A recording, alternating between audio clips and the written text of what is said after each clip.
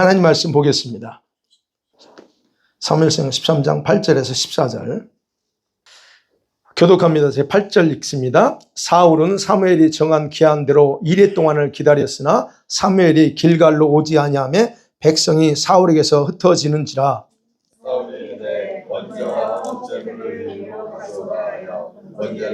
번제 드리기를 마치자 사무엘이 온지라. 사울이 나가 맞으며 무난하매 왕이 하신 것이 무엇이냐니 사울이 이르되 백성을 내게서 흩어지고 당신은 정한 나라에 오지 아니하고 블레셋 사람은 맛에 보였음을 내가 보았으니 이에 내가 이르기를 블레셋 사람들이 나를 치러 길갈로 내려오겠거늘 내가 여호와께 은혜를 간구하지 못하였다고 부득이하여 번제를 드렸나이다 하니라.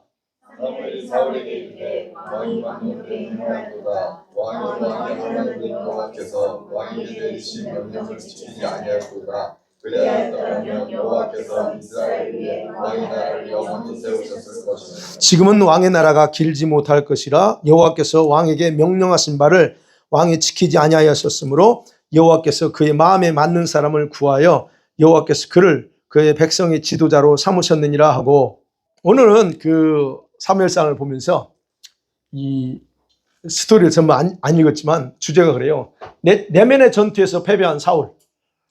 사울이 이제 왕이 된 때, 오늘 13장 1절에 보면요, 사울이 왕이 될 때 40세라 그랬어요. 그리고 그가 왕으로 등극한 후 2년이 지난 후에 벌어진 전쟁이 바로 이제 13장과 14장에 등장합니다.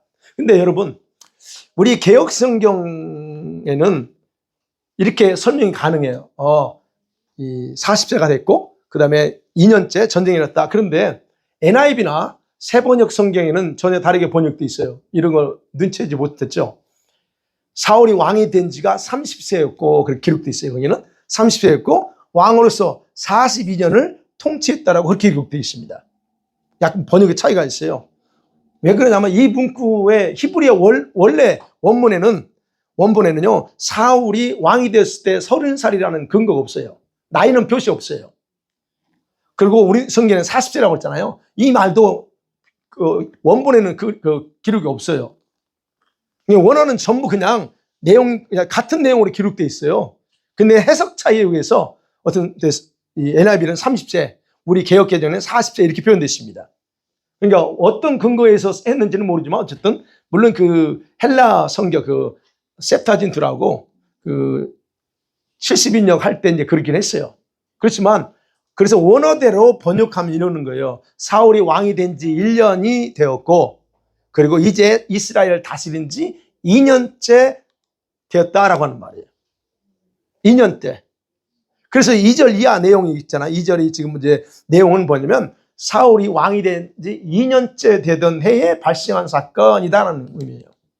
그렇게 왜냐하면 쉬운 성경이냐 새 번역 읽다 보면 우리하고 다르기 때문에 제가 언급 안 하려다가 그렇게 보시라는 거. NIV 성경도 마찬가지고 그래서 말씀드렸습니다. 자, 첫 번째 그러면 생각합니다. 이제 어쨌든 사울이 왕이 됐어요. 근데 왕이 됐는데 이 왕이 된 이후에 굉장히 생각지 않는 위기가 닥쳐왔어요. 나름대로 사울이 왕이 되고 나서 자기 나름대로 군사를 조직합니다. 3,000명을 선별해요. 아니 그 이스라엘 나라를 좀 이렇게 지키려면 더 있어야 되는데 3,000명만 딱 선별해서 2,000명은 자기가 살고 있는 지역 두 대로 1,000명씩 나눠서 믹마스와 그 다음에 베델산에 머물르게 해요. 그러고 나서 1,000명은 자기 아들 요나단과 함께 기브아에 딱 남겨놔요. 그러니까 세 군데로 이렇게 분산시켜서 1,000명씩 합니다.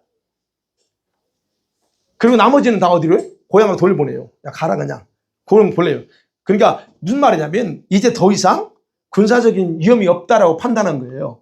그때 한번 12장에서 이제 그 1장과 12장 전쟁에서 이기고 나서 이제는 이겼으니 저희들이 함부로 우리 못할 거다 하는 그런 전쟁 위험성에 대해서 없을 거다라고 생각했기 때문에 그랬다는 거예요. 근데 그렇게 한 후 1년이 지난 후에 생각지도 않는 상황에서 첫 번째 전쟁 위기가 발생하는 거예요.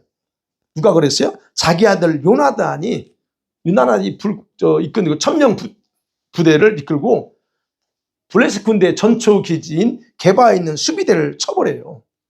아니 전쟁 놀이도 아닌데 가서 칩니다. 그러니까 블레셋과 어떤 일이 벌어졌길래 요나단이 그렇게 했는지는 정확하게 기록이 안 나와요. 그러나 그 일로 인해서 갑작스럽게 지금 블레셋과 이제 전면전을 치르게 되는 그런 상황이 됐어요. 사실은요, 이스라엘 백성은 다른 나라를 이렇게 자꾸 건드리고 이게 뭐랄까 전쟁하는 걸 좋아하는 나라는 아니에요. 한국도 마찬가지잖아요. 침범해 보질 않아요. 왜냐하면 이때 당시 이스라엘은 싸울 무기가 없었어요. 그러니까 가서 어디가 싸워서 한번 해보자 이럴 자신도 없어요. 무기가 없었기 때문에. 자, 이제 어쨌든 문제가 터져서 이스라엘 온 지역에 소문이 바닥에 터집니다. 그러니까 어떻게 합니까? 전쟁은 피할 수 없으니까 이제 백성들이 싸워야 되니까 다 고향에 돌아있던 사람이 다 전부 다 사울과 함께 전쟁하려고 모여들었습니다. 자, 그런데 그 이후의 상황이 바로 오늘 본문에 5절과 7절에 기록되어 있어요. 그 이후에. 근데 왔습니다. 근데 블레셋 군대가 어마어마하게 많이 왔어요. 네. 이제 이스라엘을 치러 왔어요. 근데 병거가 3만이야. 마병이 6천이고, 그리고 일반 군인이 여기 보니까 바닷가에 모래처럼 많다 그래요. 5절에 보니까. 굉장히 많습니다.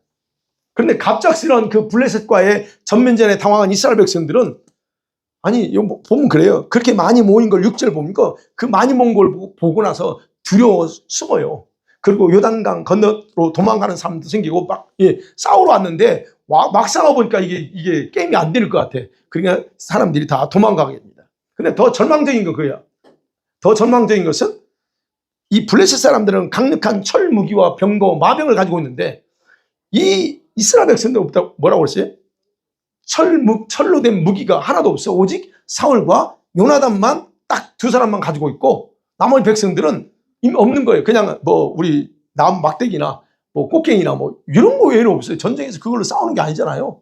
이런 상황이니까 아마 백성들은 더 두려웠을지도 모릅니다. 자, 그래 이런 상황이 될 때 사울이 이걸 어떻게 하면 그러면 이 위기를 극복할 수 있을까? 대안이 있었을까? 사울 입장에서 굉장히 난감한 상황이 됩니다. 전쟁에 참여한 백성도 전쟁 준비할 어떤 싸울 왔지만 준비가 안 돼 있어. 그럼 사울의 입장에서는 그래도 희망을 걸 수 있는 게 딱 한 사람이 있어요. 누굽니까? 종교 지도자인 사무엘의 도움을 받는 거예요. 네. 전쟁은 하나님께 속했다는 거. 그래 알잖아요. 그러니까 속했기 때문에 하나님께 제사를 드려서 좀 이렇게 표현해 봤어요. 하나님 기분을 잘 맞춰주려면 승리할 수 있다 하는 그런 마음. 그렇기 때문에 사울은 이 사무엘한테 부탁을 하는 거예요. 근데 사무엘은 여러분 이때 백성들처럼 사울에게 곧바로 오지 않았어요. 오늘 보니까 안 왔습니다.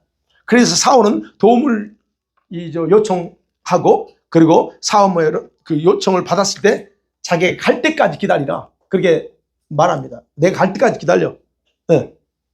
근데 사울 입장에서는 지금 굉장히 마음이 급합니다. 왜냐하면 언제 블레셋 사람들이 치고 올라올지 모르니까 불안한 거예요. 근데 설상가상으로 뭐였어요? 사무엘이 자기가 오겠다고 한 날짜에 안 와버렸네. 이런 상황에서 사울은 더 굉장히 이 위기감을 느낍니다. 자, 여기에서 사울이 이런 위기 속에서 위기를 어떻게 관리하는 능력이 굉장히 심리적으로 보니까 제로 상태야. 문제는 터졌어. 근데 그거를 어떻게 풀어나갈 상태가 심리적으로 전혀 제로 상태였다는 걸 우리가 볼 수 있고요. 그 다음 또 하나 생각을 해보면 이제 8절 이하부터 보면 사울이 얼마만큼 조급한 행동을 합니다. 위기 상황에서 사울은요, 제사장인 사무엘이 안 오니까 자기가 와서 번제를 드리고 그리고 해버립니다. 기다린 것은 그래도 제사장이 사무엘이 와서 하면 그런 나름대로 많은 도움 받을 거라 생각했는데 안 오니까 자기가 해버린 거예요. 더 이상 기다리지 못하고 그냥 화목제물 번제를 드려버립니다. 자, 그러면 생각해봐야지. 아니 조금만 더 기다리지. 우리 입장에서 그렇죠? 조금만 더 기다리지. 뭐가 이렇게 급해? 근데 사울 입장에서 급하다고 그랬죠. 그럼 왜 그렇게 사울이 서둘러서 제사를 드렸을까 하는 거예요. 오늘 분명히 기록되어 있어요. 사무엘이 정한 기한에 안 오고 그래도 백성들이 같이 자기 주변에 머물러 있었는데 사무엘이 안 오네. 그러니까 어떻습니까? 백성들이 불안해서 사무엘을 떠나기 시작하는 거예요. 그러니까 사울은 더 불안한 거죠. 그 광경을 보면서 점점점 더 심리적으로 굉장히 불안한 상태가 됐다는 것을 알 수 있습니다. 그 다음에 12절에 보니까 두 번째는 그거예요. 블레셋이 지금 믹마스로 치러 올라올 것 같은 상황이야. 마치. 그가 느끼는 거예요. 사울이 느낌이, 얘네들이 믹마스로 치고 올라올 것 같은 그런 느낌. 그러니까 어쩔 수 없었어요. 그렇게 해가는 거예요. 그래서 12절에 그러잖아요. 부득이하여 번제를 드렸다 얘기예요. 어쩔 수 없이 드렸다. 여러분 이 말이요. 어쩔 수 없이 드렸다는 이 말 속에 담겨진 뜻은 뭐냐면 이거예요. 아직 일어나지도 않을 일을 본인 스스로 일어날 것 같다라고 생각했다는 의미입니다. 무슨 말인지 아시죠? 그리고 이런 상황에서는 저기 표현해요. 이런 상황에서는 하나님께 은혜를 받을 수 없을 것 같아. 이런 생각이 강하게 작용됩니다. 아니 선지자가 빨리 왔으면 자기 도움 받을 것 같은데 안 오지? 그러니까 그래서 부득이하게 어떻게든 내가 하나님의 도움을 받아야 돼 해서 했다는 거예요. 즉 다시 말씀드리면 자신의 행위를 어쩔 수 없는 행위라고 이렇게 합리화시키는 말이 이 표현이라는 거예요. 그리고 중요한 건요. 또 그 속에 담겨진 원인을 사무엘 입장에서는 사무엘과 블레셋 사람들에게 두는 거예요. 당신이 빨리 왔으면 내가 이러지 않았을 거라는 거예요. 그래서 자신의 불안함을 그리고 이 불안 때문에 그런 게 아니고 당신이 늦게 왔고 블레셋 사람들이 믹마스로 움직이니까 나는 그래서 그랬어 라고 얘기하는 겁니다. 여러분 자신이 전쟁을 위해서 하나님의 얼굴을 간구한다는 말 있잖아요. 그건 사실은 우리 주님께 승리를 응답받아야 되는데 사무엘이 늦게 오니까 백성들도 불안해서 떠났고 그러니까 나도 불안해서 그래서 스스로 제사 드렸다는 얘기예요. 여러분 이게 바로 사울이 굉장히 성급하게 판단했다는 것을 말해주는 거예요. 보면 17절에 이런 말씀이 있어요. 노략군들이 세 대로 블레셋 사람들의 진영에서 나와서 한 대는 오브라 길을 따라서 수알 땅에 이르렀고 한 대는 17, 18절에 이제 세 부대로 나눠요. 근데 그것이 금방 마치 블레셋이 자기들을 쳐들어올 거라고 사울은 생각하는 거예요. 성급하게 판단하는 겁니다. 네. 그래서 말하고 은혜 받지 못할까 봐 할 수 없이 제사를 했다. 이건 그럼에도 불구하고 해서는 안 되는 일을 했던 겁니다. 자, 여러분 우리가 생각해야 될 부분이요. 이런 입장에 사울 입장에서는 맞아요. 그렇게 행동하는 것이. 그런데 자기 생각대로 과연 일이 벌어졌느냐 하는 거예요. 자기가 불안하게 느끼고 생각한 대로 일이 벌어졌어요? 아니었어요. 어디까지나 자신의 그 성급함과 그 성급함 때문에 느껴지는 불안 때문이었다는 거예요. 사울은. 그는 어떤 의도가 있었는지 알 수 없지만 사무엘이 약속한 기간에 오지 않은 건 사실이에요. 근데 여기서 생각해야 될 건 사울에게 필요한 건 뭐냐? 그런 불안과 조급함이 아니라 자기가 믿은 대로 하나님을 신뢰하고 기다리는 거예요. 기다리는 거. 여러분 이게 기다린다는 건 쉽죠. 말은 쉽죠. 기다려. 하나님 다 응답하실 거야. 이 기다린다는 건 표현은 쉽습니다. 근데 위급한 상황에서는 참 그게 쉽지 않은 단어예요. 조금만 기다려봐. 그게 쉽지 않다는 얘기예요. 근데 여러분 생각하셔야 될 거는 그 기다림 속에 담겨진 메시지의 뜻이 뭘까 하는 거예요. 기다림 속에는 뜻이 있어요. 메시지가 있다는 겁니다. 어떤 메시지를 읽어야 되냐면 여러분 아셔야 돼요. 하나님께서 모든 상황을 홀딩하신다는 믿음이 없으면 여러분 기다리지 못합니다. 무너져요. 이 상황에서 기다리래 사물이 안 왔어. 그러면 전쟁이 안 일어난다는 얘기예요. 그런데 이걸 보면서 뭘 생각해야 된다고? 그런 상황을 하나님이 잡고 있다는 거. 이거를 믿어야 된다는 거예요. 이게 없으면 무너져. 사울이 지금 그 부분에서 못하는 거예요. 그러니까 대부분 기다리지 못하는 사람들의 특징이 그거예요. 기다려줘. 하나님이 역사할 때까지 기다려. 근데 못 기다려요. 근데 그런 사람들의 특징이 뭔지 아세요? 하나님 중심의 신앙이 아니고 자기 중심의 그런 신앙의 사람들이 자기 중심. 그러니까 나는 급한데 하나님이 역사 안 해? 그게 자기 중심이에요. 이거 아셔야 돼요. 하나님이 일하시면 원리를 알면 여러분들이 어떤 상황이 흔들리지 않아요. 내가 망하는 걸 원할까? 하나님은? 간단하게 표현했어.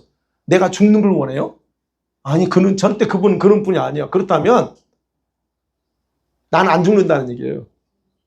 나는 망하지 않는다는 얘기예요. 근데 그게 안 돼, 그 상황에서는. 당장은 죽을 것 같으니까. 그래서 이런 사람들이 그거예요. 자기 생각대로 되지 않기 때문에 불안에 잡혀서 엉뚱한 행동하는 거예요. 그래도 우리가 해보면 어때? 이 길로 간다는 거죠. 자, 사무엘이 늦었음에도 불구하고 사울의 행동은 정당화될 수 없는 겁니다. 그래서. 그런데 여러분 보았어요? 사무엘은요, 사울이 제사를 마치자마자 도착합니다. 그죠? 하루 지났는지 이틀 지났는지 몰라. 그러나 제사를 끝나자마자 사무엘이 와버렸네. 아이, 제사 당일에 도착했어. 10분만 더 기다리지, 아니면 1시간만 더 기다리면 되는데 그 순간을 아무도 모른다는 거예요. 그러면 사울이 기다려야 했다는 것은 단순히 여러분 생각해야 돼요. 기다리라고 했을 때 하는 것은 그건 단순히 제사를 위해서 기다리라는 게 아니에요. 여기에서 그게 뭐였어요? 그거는 왕이 된 사울이 어떻게 왕으로서의 삶을 살아야 될지를 하나님이 가르치고 말씀하시겠다는 의도가 더 깊이 숨겨져 있다는 거예요. 여러분, 그걸 통해서요, 여러분, 왕국 통치의 법도를 가르치기 원하는 것이 하나님의 계획과 의도였다는 겁니다. 그걸 어떻게 할 수 있냐면요, 13절에서 사무엘이 사울에게 이렇게 말해요. 왕이 망령되행했다 그럽니다. 왜 망령되행했냐?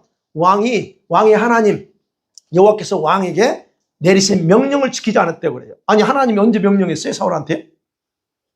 언제 명령했어요? 근데 분명히 사무엘은 말합니다. 하나님이 당신의 명령 안 지켰어요, 이게요. 이 속에 바로 하나님의 의도가 숨겨져 있다는 얘기예요. 사무엘은 그 행동에 대해서 말합니다. 명령 안 지켰어. 그러면 그렇다면 언제 했냐고요. 그래서 사울은요, 비록 왕으로 기름 부음 받았지만 그는 정치적인 영역에서 권한을 가지고 있어요. 정치적인 영역에서. 사무엘의 역할은 뭐예요? 종교적인 지도를 담당해요. 예. 그러면 사무엘은 비록 그가 선지자일지라도 사울의 역할인 정치적인 부분은 침범할 수 없습니다. 예. 이게 뭐냐면 하나님께서 이미 사무엘을 통해서 사울에게 언급했어요. 앞에서 12장에서 이미 언급했어요. 그럼 왕은 이렇게 해야 됩니다라고 이미 법을 만들었어요. 여기 12장에 보면요. 이렇게 해야 된다라고. 근데 사울이 그거를 어겼다는 거예요. 그러면 생각해 봐야죠. 사울은 바로 그 명령 속에 담겨진 깊은 의미와 하나님과의 관계를 심각하게 생각하지 않은 것이 문제가 더 크다는 거예요. 자기를 세운 하나님. 그럼 자기는 누굴 따라야 되느냐는 거예요. 누구의 명령을 따르고 누구의 법을 따라야 되느냐에 대해서 심각하게 생각하지 않았다는 거예요. 그래서 그의 행위가 단순한 게 아니에요. 그냥 제사 드린 거 그럴 수 있지. 그게 아니에요. 그래서 하나님은 단순하게 간주하지 않고 그의 미래를 결정짓는 어리석은 행위라고 사무엘이 언급하는 거예요. 13절에서. 그러면 생각해 봐야죠. 왜 하나님은 그런 사울의 제사행위를 엄하게 그렇게 평가할까 하는 거예요.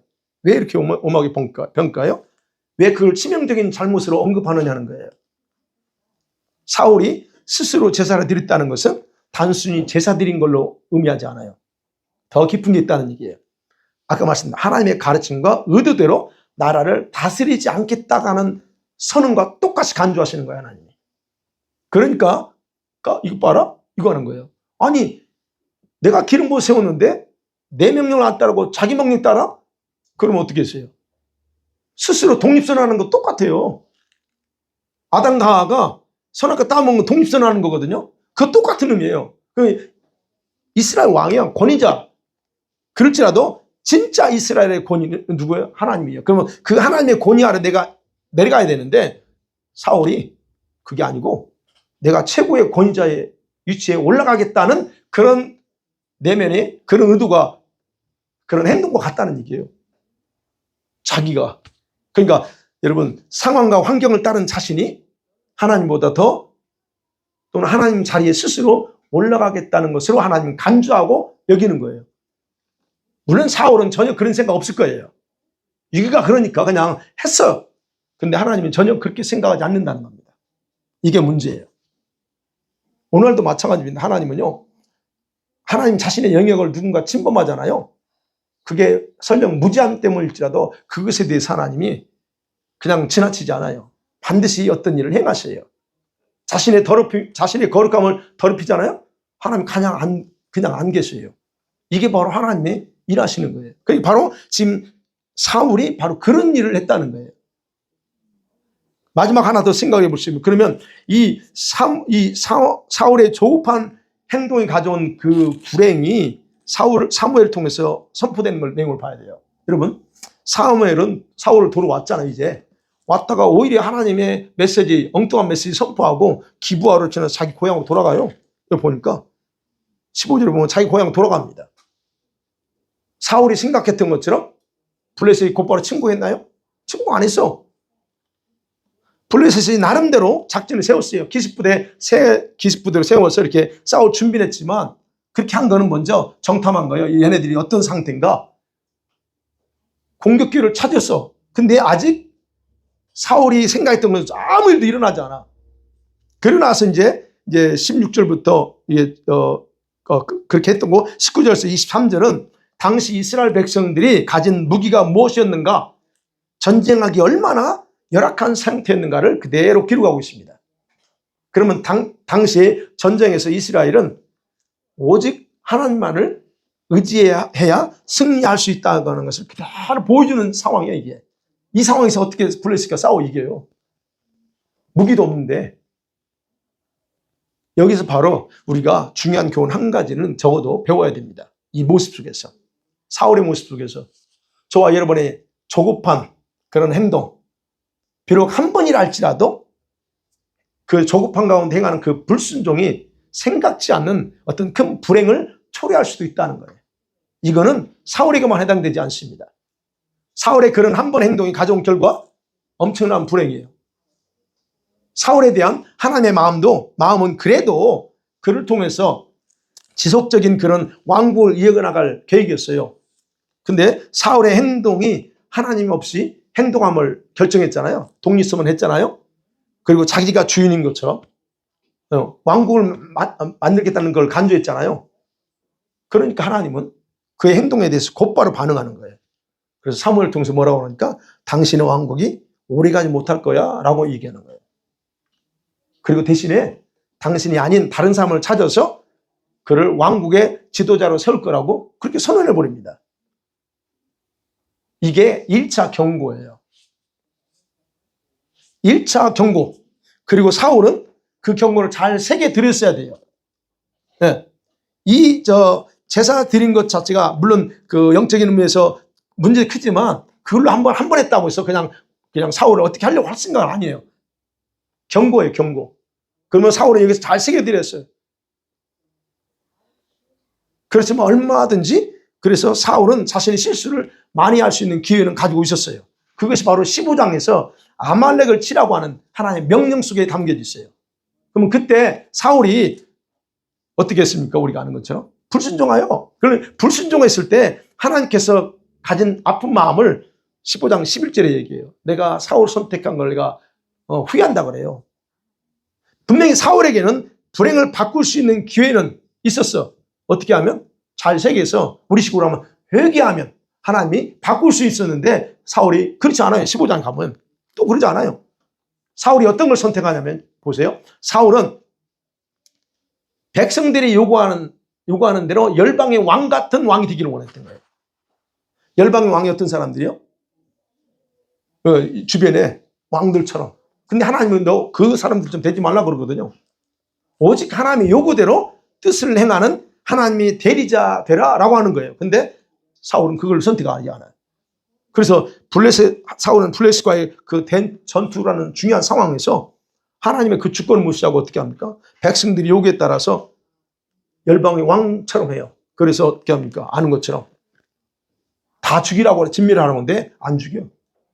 왜? 백성들이 죽이지 말라고 했거든. 그게 바로 열방의 왕들의 모습이에요. 자, 그러니까 이때까지는, 아직까지는 사울에 대한 하나님의 징계와 경고는 불변적 결정적인 것은 아니었다는 거예요. 기회는 있었다는 얘기예요. 회개했다면. 그래서 좀 더 연장될 수 있었다. 근데 사울은 그것을 팽개칩니다. 사랑하는 성도들 말씀 맺어볼게요. 우리가 여기서 생각할 수 있는 것이요. 사울이 실패합니다. 어쨌든 사울이 실패해요. 그러면 그가 볼 때는 주변 환경이 원인이었어요. 자기 주변 환경이 원인이었어요. 그런데 주변 환경이 원인으로 작동된 게 아니고 그의 내면이 든든하지 못했기 때문에 그랬어요. 이거 아셔야 돼요. 내면의 불안을 다스리지 못함으로 통해서 선택한 어리석은 행동이에요. 그 어리석은 행동의 근원이 뭐냐? 내면이 든든하지 못했다는 얘기예요. 그래서 자신이 든든하지 못한 그 내면의 움직임을 따라 엉뚱한 행동을 했어요. 자, 이건 우리도 동일합니다. 우리도 그럴 수 있다는 얘기예요. 그래서 우리가 어떤 좋지 않은 어떤 선택을 했을 때 내가 의도하지 않는 그 결과가 우리 생활 속에서 우리 영계에서 나타날 수 있다는 거 아셔야 된다는 얘기예요. 그래서 13장에서 주목해야 될 게 그거예요. 제가 제목을 그렇게 잡은 거예요. 사울의 내면에서 일어나는 심각한 전투다. 속에서 일어나는 전투예요. 사울에게 주변 환경은 전쟁이 일어날 것 같았지만 실상은 자기 내면을 다스리지 못했다. 내 속에서 일어나는 그 불안과 두려움과의 전쟁에서 지키지 못했다는 거예요. 그러니까 우리가 생각해야 돼요. 우리가 이런 상황에 자주 접할 수 있습니다. 내가 느끼는 불안과 조급함을 따라야 되냐? 아니면 인내하면서 하나님의 손길을 좀 더 기다려야 되냐? 이런 상황이 올 수 있어요. 그때 어떤 걸 선택하냐는 거예요. 사울이 선택한 건 어떻습니까? 하나님을 자신의 완전한 최고 권위자로 인정하지 않는 그런 거, 자신이 그 자리를 차지하는 걸 선택했다 하는 거예요. 그래서 심각했다 그랬어요. 이런 것들은 여러분 우리가 스스로 보셔야 돼요. 저와 여러분이 하나님의 특별한 은혜로 주님의 신부로 선택감 받아서 예수님께 모든 권리를 다 드리고 그리고 그분의 말씀을 따라야 된다는 거 우린 다 잘 압니다. 그죠? 근데 한편으로는 어떻습니까? 한편으로는 우리 마음 가장 높은 자리에 우리 각자의 삶을 스스로 통치하려고 하는 나의 옛자가 있고 그런 선포이 불쑥불쑥 올라와 속에서 그냥 꾹 올라올 때 뭘 선택할 거냐 하는 겁니다. 우리들은 스스로 그 권리를 내가 원하는 대로 하려는 이유는 다 있어요. 어쩔 수 없었어. 이렇게 할 수밖에 없었어. 이유는 얼마든지 많습니다. 사울처럼 얼마든지 자신의 행동을 합리화할 수 있는 그런 합당한 그런 이유도 다 있어요. 누구나. 그러나 저와 여러분이 예수님의 신부의 영성을 추구한다? 그렇다면 절대로 그걸 용납해서는 안 된다는 겁니다. 우리가 여기서 그걸 배우셔야 돼요. 우리는 절대로 주님의 자리를 차지할 수 없다는 얘기예요. 만일에 우리가 엉뚱하게 그 자리를 찾으려 한다? 그러면 비록 저와 여러분이 그 주님의 신부의 신분이라 할지라도 내려놓게 하시는 분이 바로 그분이에요. 그래서 사울의 왕위를 영원히 계승하지 못한다 그랬잖아요. 그게 바로 그 속에서 원리가 있다는 거예요. 그러기에 여러분, 저와 여러분이 이 신부의 영성을 추구하면서 여러분과 각자 내면에서 일어나는 그런 갈등, 그런 전투라고 표현했지만 그런 부분에서 불안과 염려에 굴복하고 사울처럼 이런 실수를 반복하시기 바랍니다. 반복하지 않기를 간절히 소원합니다. 아멘. 기도하십니다.